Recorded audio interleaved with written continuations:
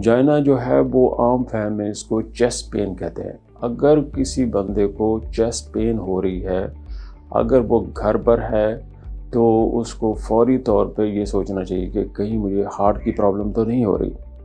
और अगर वो हार्ट की प्रॉब्लम सस्पेक्ट कर रहा है, ख़ास तौर पर कि अगर उसको शुगर भी है, ब्लड प्रेशर है और सिगरेट भी पीता है, फैमिली में भी हार्ट की प्रॉब्लम है, तो उसको इमीडिएटली जो भी करीबी हॉस्पिटल अवेलेबल है वहाँ पहुँचना चाहिए।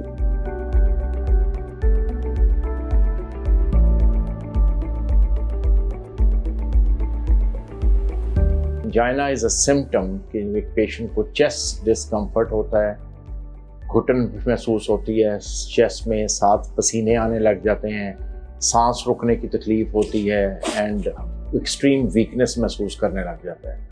ये उसके science and symptoms usually presentation पे होते हैं, मगर कई लोग specially diabetic 30% of the patients उनको चेस्ट पेन नहीं होती और वो सिर्फ पसीना या सांस उखड़ना या वीकनेस या इस तरह लो ब्लड प्रेशर के साथ प्रेजेंट करते हैं।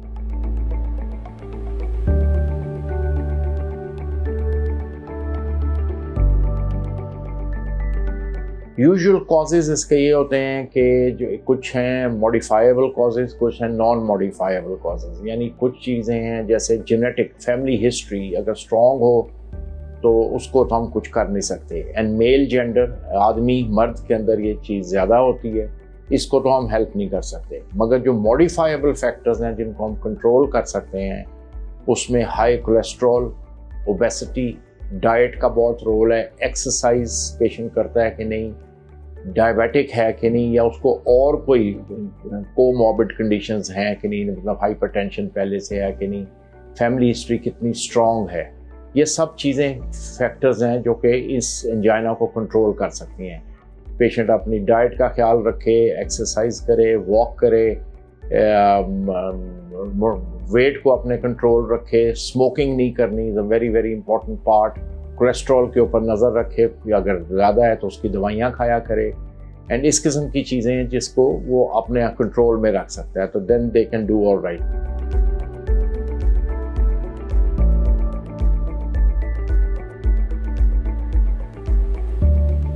अगर ईसीजी में कोई मसला इस तरह का एविडेंट नहीं है, सामने नज़र नहीं आ रहा, फिर सर्टन टेस्ट हैं वो किए जाएँ। कुछ ब्लड के टेस्ट हैं जिसमें आजकल कॉमन जो टेस्ट किया जाता है वो ड्रॉप आई टेस्ट है। कार्डियक एंजाइम्स भी बाज़ लोग करते हैं, और जो इमीडिएट हमें अवेलेबल किट होती है वो उससे हमें इमीडिएट फ़ौरन उसका रिज़ल्ट भी मिल जाता है, वो ड्रॉप आई टेस्ट है। इसके बाद और उसको प्रॉपर एवेल्युएशन के लिए अगर वो टर्शरी केयर सेंटर पे लाइक बड़ा हॉस्पिटल है जहाँ पे कार्डियक फैसिलिटीज़ हैं, सीसीयू है, वार्ड्स हैं और कैथ लैब है, एंजियोग्राफी वगैरह सेंटिंग वगैरह भी होती है उस हॉस्पिटल के अंदर, तो फिर इसका मतलब है एको भी वहाँ पर होएगी, तो एको भी उसका किया जा सकता है, उससे भी कुछ फाइंडिंग्स मिल सकती हैं। तो ये इमीडिएट जो टेस्ट हैं जो कि हम कर सकते हैं वो ईसीजी, ड्रॉप आई और एको ये करके, और अगर मरीज़ को कोई उससे रिलेटेड कोई प्रॉब्लम लग रहा है कि ये हार्ट अटैक की फाइंडिंग इन सारी चीज़ों में आ रही है, और ख़ास तौर पर अगर ईसीजी के अंदर इमीडिएट कुछ आ रहा है, तो फिर तो हमें इमीडिएट उसका इलाज शुरू कर देना चाहिए।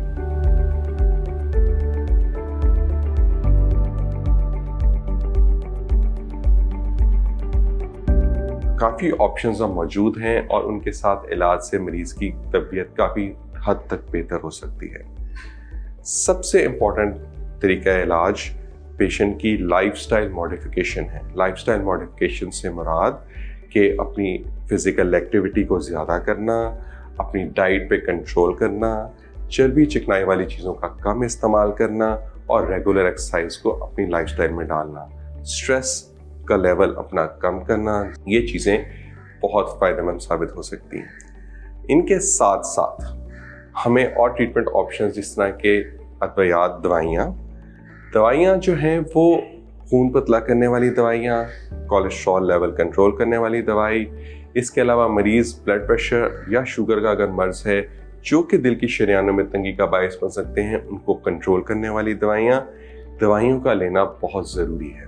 दवाइयाँ हमेशा डॉक्टर के मशवरे से लेनी चाहिए, और जितनी मिकदार में और जितनी डोज में और जिस किस्म की दवाई की ज़रूरत होती है वो डॉक्टर एडवाइस करेगा और उसके हिसाब से वो दवाई जारी रखनी चाहिए। दवाइयों से अगर एंजाइना कंट्रोल ना हो रहा हो तो फिर हम एंजियोग्राफी की तरफ जाते हैं, या मरीज का एंजाइना इतना बढ़ जाए कि वो हार्ट अटैक के साथ हमारे पास पेशेंट प्रेजेंट हो, उसको बहुत दर्द तकलीफ हो रही हो छाती में और बैठे बैठे ही दर्द तकलीफ हो रही हो छाती में, तो फिर हम एंजियोग्राफी की तरफ जाते हैं। एंजियोग्राफी वो टेस्ट है जिसमें हम दिल की शरीयानों की तशखीस करते हैं कि उनमें तंगी कहाँ मौजूद है और कितनी ज़्यादा मौजूद है, और फिर हम उसका इलाज देखते हैं कि हमने क्या करना है। जब तंगी आ जाती है और वो तंगी अगर 70% शरीयान एक तंग है, 70% से ज़्यादा, और किस जगह पे तंग है, उसके हिसाब से हम फैसला करते हैं कि हमने आगे क्या करना है। एंजियोग्राफी के बाद हम मरीज को खाली दवाइयों पे भी रख सकते हैं। हम स्टंटिंग की तरफ जा सकते हैं। स्टंटिंग वो है जिसमें हम दिल की शरीयानों को एंजियोप्लास्टी के ज़रिए, जिस तरह से एंजियोग्राफी होती है उसी का ही एक एक्सटेंशन है कि हम दिल की नाली के अंदर जाके उस शरीयान को खोल देते हैं स्टंट डाल के। और तरीका इलाज स्टंटिंग के अलावा एक बाईपास ऑपरेशन भी है। बाईपास ऑपरेशन में ये होता है कि हम एक ऑपरेशन के ज़रिए दिल की नई शरीयानें लगाते हैं, जो कि जहाँ तंगी मौजूद होती है शरीयान उसको बाईपास कर देती है और दिल के पट्टे को खून मिलना शुरू हो जाता है, जिसकी वजह से पेशेंट के एंजाइना के सिम्टम्स बेहतर हो सकते हैं। हम जिस भी ट्रीटमेंट ऑप्शन पे जाएं, डॉक्टर्स एक मशवरे के तहत वो बेस्ट ट्रीटमेंट ऑप्शन पेशेंट को ऑफर करते हैं, और उसके ऑप्शन लेने के बाद 7 दवाइयाँ भी कुछ ना कुछ ऐड रहती हैं। अगर किसी पेशेंट को एंजाइना का मर्ज है तो डेफिनेटली उसको अपने डॉक्टर से मशवरा करना चाहिए और उसका एडुकेट प्रॉपर इलाज करवाना चाहिए।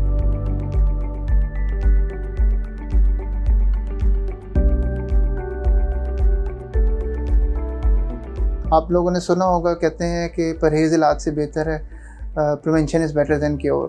तो हम प्रिवेंटिव कार्डियोलॉजी एक हमारी पूरी फील्ड है जिसमें हम लोगों को गाइड करते हैं कि क्या ऐसी इख्तियार कर सकते हैं वो अपनी ज़िंदगी में पॉजिटिव चीज़ें जिसकी वजह से वो दिल की आर्ज़े से बच जाएंगे, या अगर आप दिल की आर्ज़े के मरीज़ हैं तो बीमारी को मज़ीद बिगाड़ने से बचाने के लिए क्या कर सकते हैं। आपने देखा होगा आजकल लोग सोशल मीडिया पे, मोबाइल्स पे, टीवीज़ पे बहुत ज़्यादा यूजेज की वजह से बिल्कुल काउच पोटैटोज़, यानी जिसको हम कहते हैं कि मुंजे में धो के ज़िंदगी गुजारते हैं। तो सबसे पहले अपने ज़िंदगी से इस जमूद को तोड़िए और वर्जिश अपनी ज़िंदगी का हिस्सा बनाइए। जो ऐसे मरीज़ दिल के अमराज से बचाव करना होता है, या दिल के अमराज के मरीज़ जिन पे दवाइयाँ इस्तेमाल कर रहे हो, तो हमारे लिए उसमें रिकमेंडेशन ये है कि वो कम से कम वॉक करना शुरू करें, और एक हफ़्ते के 5 दिन कम से कम, और पूरा हफ्ता हो जाए तो बहुत ही अच्छा है, 20 से 30 मिनट की वॉक तवातर के साथ करें, यानी बगैर रुके।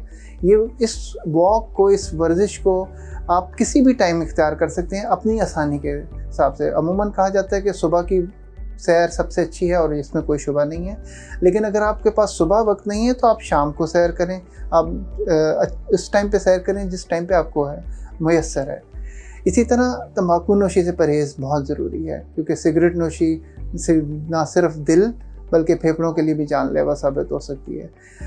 अगर आप की ख़ानदान में दिल के अमराज की नौइयत ज़्यादा है, या आप वज़न में ज़्यादा हैं, तो फ़ौरन से अपनी डाइट का ख्याल रखना शुरू कर दें, जिसमें मुरगन अशिया से परहेज़, बड़ा गोश्त अवॉइड करना जिसको रेड मीट कहा जाता है, और ऐसी चीज़ें जिनमें ऑयल या तेल का इस्तेमाल होता है जैसे डीप फ्राइड चीज़ें, उनको अवॉइड करें। अपनी खुराक में ताज़ा फल सब्ज़ियों का इस्तेमाल ज़्यादा करें, जो कि अच्छी खुराक कंसिडर की जाती है। अमूमन अंडों के बारे में काफ़ी मिसकंसेप्शन है कि वो इस्तेमाल करें या ना करें। आप उबला हुआ एक अंडा दिन में 1 दफ़ा इस्तेमाल कर सकते हैं। उसके अलावा अगर आप अंडे को तल के इस्तेमाल करते हैं तो वो आपको अवॉइड करना पड़ेगा, या उसमें आपको जर्दी की कुर्बानी देनी पड़ेगी। इसके अलावा अपने ऊपर बिला वजह का स्ट्रेस ना लें। स्ट्रेस एक बहुत बड़ा इफ़ेक्ट प्ले करता है दिल की अमराज को बिगाड़ने में और तकलीफ़ को बढ़ाने में। इसके अलावा अपनी ज़िंदगी में, अपने रिलेशंस में खुशियाँ पैदा करें, एक दूसरे के साथ अच्छे रिलेशनशिप पैदा करें, तो आपका दिल ना सिर्फ ज़्यादा अच्छी खुश रहेगा बल्कि अच्छे और पुरजोर अंदाज में आपको कैरी ऑन करेगा।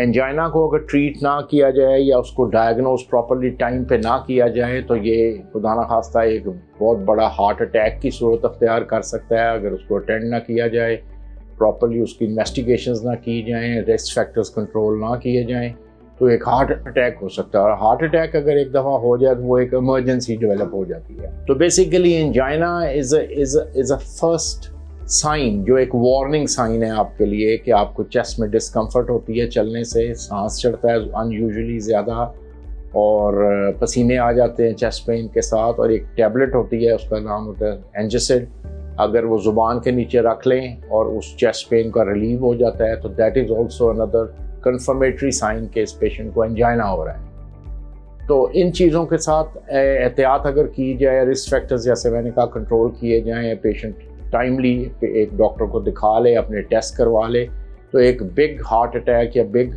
मायोकार्डियल इन्फेक्शन से अपने आप को बचा सकता है, which is a very important thing. एक दफ़ा हार्ट डैमेज हो जाए, लाइफ लॉन्ग इसके फिर कॉन्सिक्वेंसेस होते हैं और वो पेशेंट को बड़ी उसके लिए बड़ा फिर खमियाजा भुगतना पड़ता है, उस फैमिली को भी डिसेबल्ड हो जाता है, सांस लिया जाता है, चल नहीं सकता ज़्यादा, and so many things, and lifelong medication करनी पड़ती है।